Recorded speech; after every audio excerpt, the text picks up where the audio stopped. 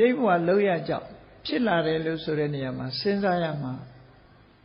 တချို့ကတော့ရုပ်ဆိုးတယ်တချို့ကရုပ်ချောတယ်ဘာဖြစ်လို့ရုပ်ဆိုးဘာဖြစ်လို့ရုပ်ချောလဲအမေဖေကချောလို့လားသို့မဟုတ်အမေဖေကရုပ်ဆိုးလို့ဆိုးတာလားမဟုတ်ဘူးအမေဖေရုပ်ဆိုးပြီးတော့ချောလာတဲ့သားသမီးတွေရှိတယ်အမေဖေချောလာရဲ့တန်းနဲ့ရုပ်ဆိုးတဲ့သားသမီးလည်းရှိတယ်အဲ့တော့အမေဖေနဲ့ကတော့စင်စင်တော့တူမှာပဲသို့တော့အယုတ်ဆိုးခြင်းချောမောလှပခြင်းဆိုတာအကြောင်းတစ်ခုရှိနေသေးတယ်ဘယ်သူမပြုတ်မိမိမှုလို့ဆိုတဲ့အတိုင်းဖြစ်လျက်ဘဝမှာဒေါသကြီးမားခဲ့တဲ့ပုဂ္ဂိုလ်ဟာအယုတ်ဆိုးကြီးတန်တဲ့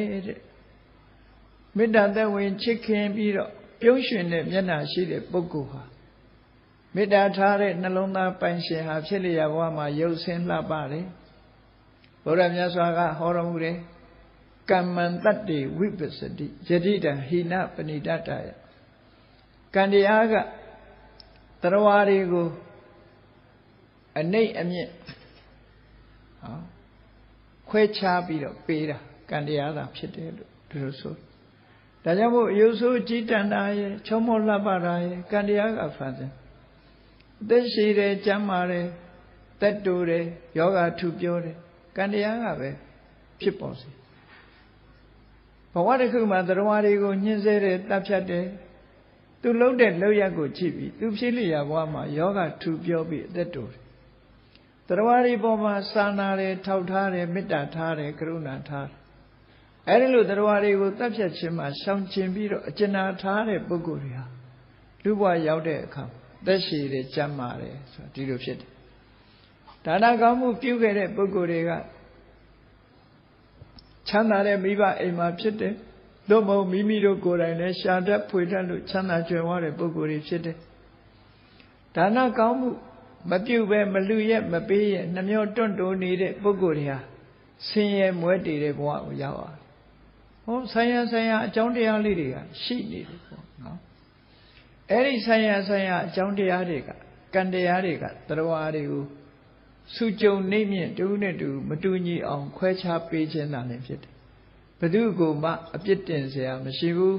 ဘယ်သူကိုမှလည်းကျေးဇူးတင်เสียမရှိဘူးတကယ်ကတော့ဘယ်သူမပြုမိမိမှုဆိုတဲ့အတိုင်းကောင်းအောင်လဲကိုလုပ်ခဲ့တာပဲဆိုးအောင်လဲကိုလုပ်ခဲ့တာဆိုတာအလွန်ထင်ရှားတယ်အဲ့ဒါဆိုလို့ရှိရင်ဒီလိုအယူဆတရား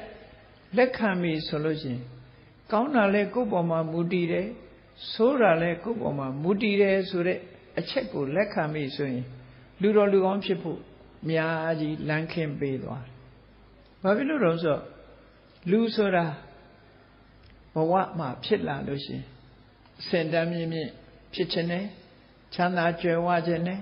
ရုပ်ဆင်းအင်္ဂါလှပချောမွေ့ခြင်းနဲ့ယောဂကင်းပြီးတော့ကျမ်းမာခြင်းနဲ့ဒါလူဆန္ဒပဲအဲ့ဒီဆန္ဒကိုဖြည့်ဆည်းပေးနိုင်တာကုသိုလ်တရားပဲဖြစ်တယ်ကိုလုပ်တဲ့ကုသိုလ်ကံကကောင်းကျိုးချမ်းသာတွေကိုပေးမယ်အေးမကောင်းတဲ့အကုသိုလ်ကံတွေကဆိုးကျိုးတွေကိုဖြစ်ပေါ်မယ်ဆိုကံကံဤအကျိုးကိုလက်ခံယုံကြည်တဲ့လူတစ်ယောက်ဟာကိုယ့်ကိုဆိုးအောင်